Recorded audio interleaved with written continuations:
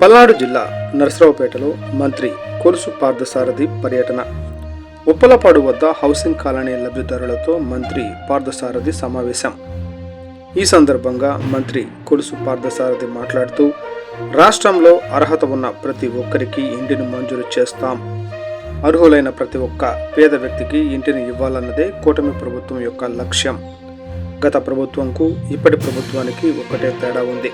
అప్పట్లో ఇచ్చిన హామీలకు చిత్తశుద్ధి అనేది ఉండేది కాదు. ఎస్సీ ఎస్టీలకు కూటమి ప్రభుత్వం అండగా ఉంటుంది. గత ప్రభుత్వం నా ఎస్సీ నా బీసీ అని పదే పదే అంటుంటారు. కేవలం మాటలు మాత్రమే వారు చెప్పారు, ఎక్కడా చేతల్లో చూపలేదు. చంద్రబాబు కేంద్ర ప్రభుత్వాన్ని అడిగి పాత బకాయిలు అన్నీ ఇస్తున్నారు.